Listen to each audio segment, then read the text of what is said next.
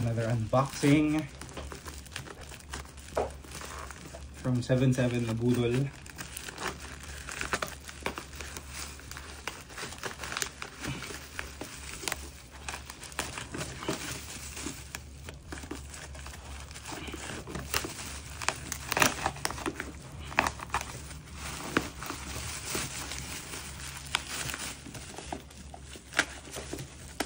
Palang bubble wrap niya.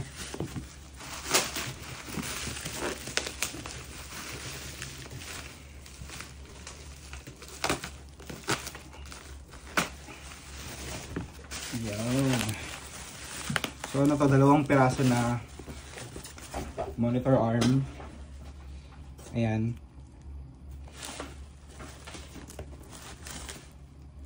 Display bracket model DS110. Kalok pero Kuroy ba yun? Nakalimutan ko yung pangalan. So ito siya.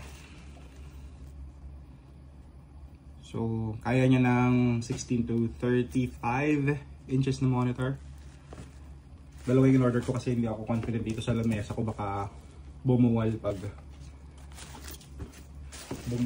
yung dual kasi isang point of like contact lang dun sa table, medyo nakakatakot.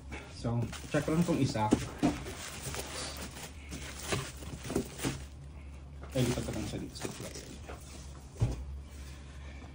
Ang bigat, parang ano ata tong isang to, 2-3 kilo.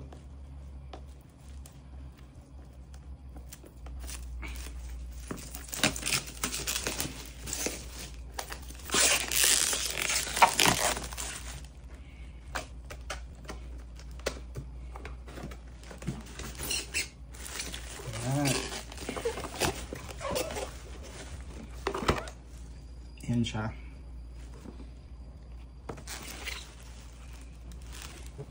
And I think kailangan pa siyang i-assemble. So mag-a-assemble pa tayo. And instructions. Meron si bracket sa mga nito. Meron sa table. Oh, ganda, ang bigat. Parang solid lahat to. Makapal siya. So parang hindi naman bibigay itong mismong arm. Ay, putik ang talas. Ay, may mga sharp na edges, so ingat kayo. Ito, bumuon sa kamay ko. Ayan, hindi ko alam kung nakikita, pero ayan, matulis. So hindi maganda yung finish, medyo masakit. Kasi ito gas siya, kaya dapat effortless ang pag ayun siya.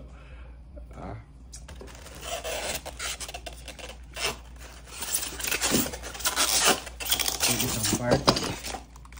Ito yung sa mismong table na ikakabit na clamp.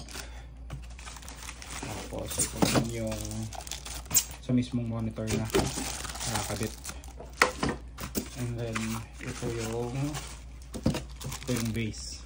So ayusin ko lang, hindi ko alam kung kaya kong ikabit kung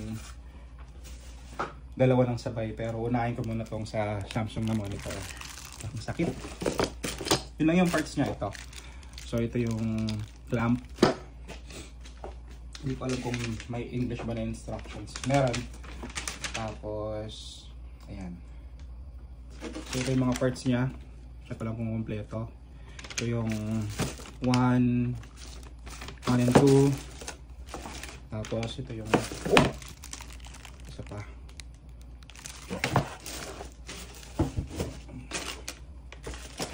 Ito, 3, 4. Yung mga bolts pa kung kompleto naman kasi nakabalot. Tapos 3 piraso yung Allen wrench niya, so magkakaiba ng sizes ng mga ano. Ayan siya, 3.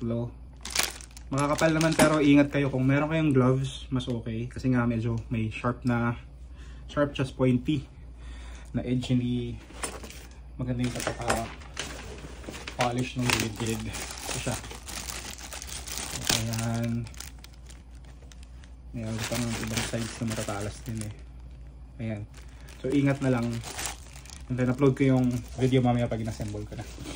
Tanggalin ko lang ang monitor ko na isa. So ito siya. 1838.84. So for 2 pieces na. So pumapatak na 900 each. May Lazada voucher pa kayo na pwedeng i-claim para mas mabawasan pa yung presyo. Kasi dito 1059. Tapos claim kayo ng Lazada 77 voucher para makalas kayo ng plus 100, or kita nyo sa discount ko 249 for 418. So baka 1499 yung minimum spend na required. Tapos nakakuha ka ng around 250 na discount. So ayan, Kurui or Kurui X KLC. So yung brand ng product is Kalok. So yung Kurui distributor yan sa Pilipinas. Marami din siyang monitors na nakita ko eh. So far ito yung pinaka okay sa mga nakita ko na arm, kasi nga ano siya, ito reviews niya 106 with 4.9 reviews. Ito din yung gas, kasi yung iba nakita ko parang ano siya eh, tawag dyan,